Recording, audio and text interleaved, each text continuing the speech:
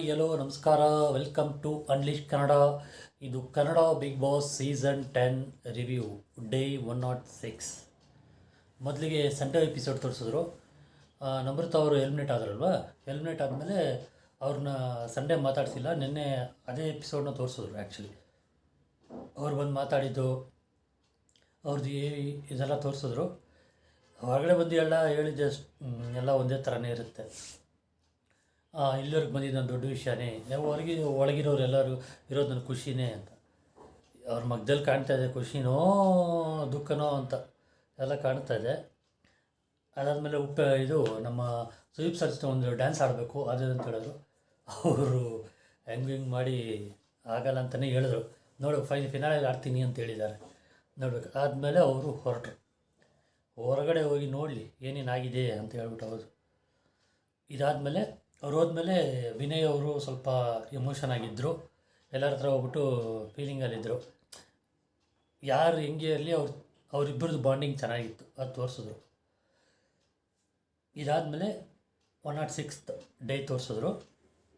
ಆ ಡೇಯಲ್ಲಿ ಒಂದು ಟಾಸ್ಕ್ ಕೊಡ್ತಾರೆ. ಫೈನಲ್ಗೆ ಹೋಗೋಕ್ಕೆ ಯಾರಿಬ್ಬರು ಅರ್ಹತೆ ಇಲ್ಲದೆ ಇರೋರು. ಏನು ಬಿಗ್ ಬಾಸ್ ಟೀಮ್ ತಲೆ ಕೆಟ್ಟಿದೆಯಾ ಇಲ್ಲ ಯಾರು ತಲೆ ಕೆಟ್ಟಿದೆ ಗೊತ್ತಿಲ್ಲ.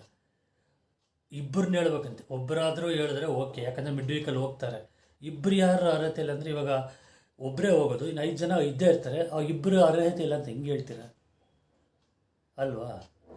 ಇದು ಕೊಡೋ ಟಾಸ್ಕ್ನೇ ತಿರುಗಿಸಿ ಕೊಡ್ತಾ ಇದ್ದಾರೆ. ಬಿಗ್ ಬಾಸ್ ಎಣ್ಣೆ ಹೊಡೆದು ಬಂದು ಮಾತಾಡ್ತಾರೆ, ಏನೋ ಗೊತ್ತಿಲ್ಲ. ಹೇಳಿದ್ದೀನಿ ಒಳಗಿರೋ ಕಂಟೆಸ್ಟೆಂಟ್ಗೂ ಕನ್ಫ್ಯೂಷನ್ನು. ಫೈನಲ್ ವೀಕ್ವರೆಗೂ ಈ ಥರನೇ ಹಿಂಸೆ ಕೊಡ್ತಾ ಇದ್ದೀರ ಅಲ್ವಾ? ಯಾರು ಅರ್ಹತೆ ಇಲ್ಲ ಅಂದರೂ ಇರ್ತಾರಲ್ವ 5 ಜನ.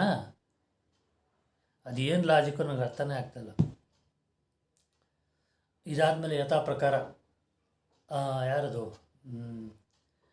ವಿನಯ್ನ ಅವ್ರು ಹೇಳೋದು, ಪ್ರತಾಪ್ ಅವ್ರು ಹೇಳೋದು, ವಿನಯ್ ಅವ್ರಿಗೆ ಹೇಳೋದು, ತುಕಾಲಿಯನ್ನು ಸಂಗೀತ ಹೇಳೋದು, ಸಂಗೀತನ ತುಕಾಲಿ ಹೇಳೋದು, ಈ ಕಥೆನೇ ಆಯಿತು. ಕಾರ್ತಿಕ್ನ ಹೇಳೋದು, ಇದೇ ಆಯಿತು. ಇದಾದಮೇಲೆ 5 ವಿಷಸ್ಸು ಅವ್ರು ಹೇಳಬೇಕು. ಅದು ಬಿಗ್ ಬಾಸ್ ಕಡೆಯಿಂದ ಮಾಡೋಕ್ಕಾದರೆ ಮಾಡ್ತೀವಿ ಅಂತಲೇ ಹೇಳಿದ್ರು. 5 ವಿಷಸ್ ಇವ್ರು ಹೇಳಬೇಕು. ಇವರು ಹೋಗ್ಬಿಟ್ಟು ವಿನಯ್ ಅವರು ಒಳಗಡೆ ಒಳ್ಳೆ ಅವ್ರಿಗೆ ಕೇಳಿದ ಹೆಂಗಿತ್ತಂದರೆ ಪಾರ್ಟಿ ಎಫೆಕ್ಟ್ ಇರಬೇಕು ಅಂತ. ಪ್ರೊಜೆಕ್ಟ್ರಲ್ಲಿ ಮೂವಿ ಚಿಪ್ಸು ಜ್ಯೂಸ್ ಎಲ್ಲ ಇಟ್ಕೊಂಡು ಹೊರಗಡೆ ಬೇರೆ ಜ್ಯೂಸ್ ಆಗಿರೋದು ಈ ಜ್ಯೂಸು ಅಂತ ಇದು ಮಾಡಿದರು. ಇವರು ಪ್ರತಾಪ ಸ್ವಲ್ಪ ಸ್ಮಾರ್ಟಾಗಿ ಕೇಳಿದ್ರು. ಡ್ರೋನ್ ಬರಬೇಕು, ಆಮೇಲೆ ಯಾರಾದರೂ ಒಬ್ಬರನ್ನ ಮಾತಾಡಿಸ್ಬೇಕು ಹೊರಗಡೆಯಿಂದ, ಅನ್ನೋನ್ ಪರ್ಸನ್ನ, ಅದೊಂದು. ಆಮೇಲೆ ಇನ್ನೊಂದು ಅವ್ರ ತಂದೆ ತಾಯಿ ಜೊತೆ ಮಾತಾಡಬೇಕು. ಇನ್ನೂ ತಂದೆ ತಾಯಿ ಜೊತೆ ಮಾತಾಡಬೇಕು. ಈ ಸೆಂಟಿಮೆಂಟೇ ಯಾಕೆ ಇಟ್ಕೊಂಡು ಮೊದಲೇ ಸಿಂಪತಿ ಕಾರ್ಡು ಅಂತ ಹೇಳ್ತಾ ಇದ್ದಾರೆ. ಈಗ ಇನ್ನೊಂದು ವಾರದಲ್ಲಿ ಹೋಗ್ತಾ ಇದ್ದಾರೆ ಅಲ್ವಾ? 4 ವರ್ಷ ಮಾತಾಡಿಲ್ಲ ಅಂತಂದರೆ ಈ 1 ವಾರದಲ್ಲಿ ಏನಾಗ್ಬಿಡುತ್ತೆ? ಇದೆಲ್ಲ ಹೇಳಿದ್ರು. ಹೊರಗಡೆಯಿಂದ ಮಾತಾಡಬೇಕು ಅಂತ ಹೇಳಿದ್ರಲ್ಲ, ಅದು ಆಗಲ್ಲ ಅಂತ ನನಗೆ ಅನಿಸುತ್ತೆ. ನೋಡಬೇಕು. ಆಮೇಲೆ ಒಂದು 5 ನಿಮಿಷ ಆದರೂ ನಾನು ಕ್ಯಾಪ್ಟನ್ ಆಗಬೇಕು, ಇನ್ನೂ ಕ್ಯಾಪ್ಟನ್ ಆಗಿರೋಲ್ಲ ಅಂತ ಹೇಳಿದ್ರು.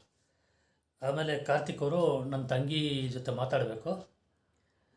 ಇನ್ನೇನು ಹೇಳಿದ್ರಲ್ಲ ಅವರು, ಇವ್ರದ್ದು ವಾಸಿಕ್ ವೇಬು ಹಾಡಿದ್ರಲ್ಲ, ಮನಸ್ಸಿಂದ ಯಾರು ಕೆಟ್ಟವರಲ್ಲ ನಾನು ಆಡಬೇಕು ಅಂತ ಹೇಳಿದ್ರು. ಇದೆಲ್ಲ ಕೆಲವು ನಡೆಸೋ ಥರ ವಿಷಯಸ್ಸೇ ಹೇಳಿದ್ದು.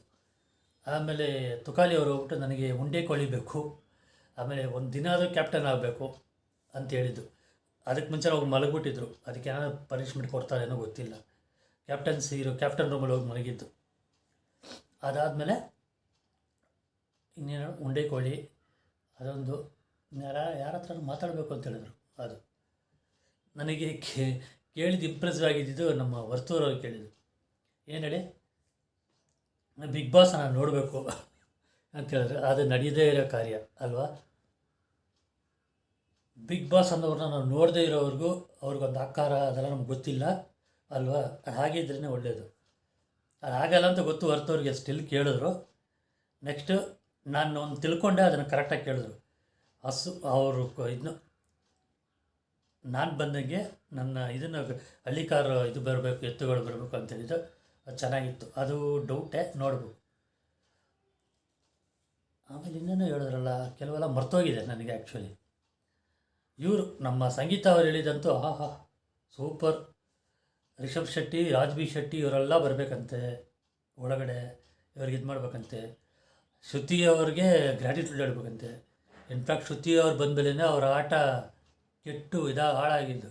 ಅವ್ರು ಬಂದು ನಾದ್ರ ಕೆಲಸ ಕೆಲವು ಮಾಡಿಬಿಟ್ಟು ಅದರಲ್ಲ ಫುಲ್ಲು ಇವ್ರಿಗೆ ರೈಸ್ ಮಾಡಿ ಹತ್ತಿಸ್ಬಿಟ್ಟು, ಅದಕ್ಕೆ ಅದೊಂದು ಅವ್ರು ಕೇಳಿದ್ವಿ. ಆಮೇಲೆ ಅವರು ಯಾರು ಅವ್ರ ಅತ್ತಿಗೆ ಜೊತೆ ಒಂದು ದಿನ ಇರಬೇಕಂತೆ. ಏನು ಒಂದು ದಿನ ಇದ್ಬಿಟ್ರೆ ಹೊರಗಡೆ ಇರೋದೆಲ್ಲ ಕೇಳ್ಕೊಬಿಡೋದು. ಒಳಗಡೆ ಇರೋದೆಲ್ಲ ಕೇಳ್ರಪ್ಪ ಅಂದ್ರೆ ಹೊರಗಡೆ ಇರೋದು ಕೇಳ್ತಾ ಇದ್ದಾರೆ. ಇದೆಲ್ಲ ನಡೀತಾರ ಕಾರ್ಯ. ಹೇಳೋಕ್ಕಾಗಲ್ಲಪ್ಪ. ಬಿಗ್ ಬಾಸ್ ಅವರು ಸಂಗೀತ ಕೇಳಿದ್ರು ಅಂದ್ಬಿಟ್ಟು ನಡೆಸ್ಬೋದು ಅಲ್ವಾ? ಆಯಿತು. ಇದೆಲ್ಲ ಆದಮೇಲೆ ಹೊರಗಡೆ ಬಂದಮೇಲೆ ಫಸ್ಟ್ ವಿಶ್ ವರ್ತೂರ್ ಸಂತೋಷ್, ತುಕಾಲಿ ಸಂತೋಷ್ ಮತ್ತು ಪ್ರತಾಪ್ ಅವರು ಒಂದೇ ಕೇಳಿದ್ದು ಕ್ಯಾಪ್ಟನ್ಸಿ ಆಗಬೇಕಂತ ಫಸ್ಟು. ಇದರಲ್ಲಿ ಯಾರಿಗೆ ಜಾಸ್ತಿ ಓಟ್ ಇದೆಯೋ ಅವ್ರಿಗೆ ಕ್ಯಾಪ್ಟನ್ಸಿ ಮಾಡಿಕೊಡ್ತೀನಿ, ಮಾಡ್ಬೋದು ಅಂತ ಹೇಳೋದು. ಇದು ಕನ್ಫೆಷನ್ ರೂಮಲ್ಲಿ ಬಂದು ಯಾರಂತ ಹೇಳಿದ್ದಕ್ಕೆ ವಿನಯ್ ಮತ್ತು ಸಂಗೀತ, ಪ್ರತಾಪ್ ಅಂತ ಹೇಳಿದ್ರು ಅವರಾಗಬೇಕು ಅಂತ. ಕಾರ್ತಿಕ್ ಮತ್ತು ವರ್ತೂರು ಇವರು ತುಕಾಲಿ ಅವರಾಗಬೇಕು ಅಂತ ಹೇಳಿದ್ರು.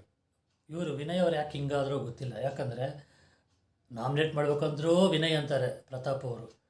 ಈಗ ಏನಕ್ಕೋಸ್ಕರ ಅವರು ವಿನಯ್ಗೆ ಇದು ಪ್ರತಾಪ್ ಅವರು ಇದು ಮಾಡ್ತಾ ಗೊತ್ತಿಲ್ಲ. ಕೊನೆಗೆ ಈಕ್ವಲಾಗಿ ಬಂದಮೇಲೆ ಯಾರು ಇಲ್ದಂಗೆ ಆಗ್ಬಿಡ್ತು ಕ್ಯಾಪ್ಟನ್.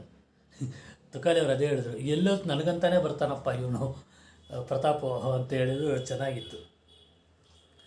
ಅದಾದಮೇಲೆ ಇನ್ನೊಂದು ಟಾಸ್ಕು, ಟಾಪ್ 5 ಟಾಪ್ 6 ಅಂತ ಹೇಳ್ಬಿಟ್ಟು ಫಸ್ಟ್ ಒಬ್ಬೊಬ್ಬರನ್ನ ನಿಲ್ಲಿಸ್ಬಿಟ್ಟು ಯಾರು ಇದು ಬೇಡದೇ ಇರೋ ಕೆಲಸ, ಜಗಳ ತಂದಿಡೋ ಕೆಲಸ ಮಾಡ್ತಾಯಿದ್ರು. ಈ ಜಗಳ ತಂದಿಡೋ ಕೆಲಸ ಫಸ್ಟಿಂದ ಮಾಡಿದ್ದೆಲ್ಲ ಕರೆಕ್ಟೇ.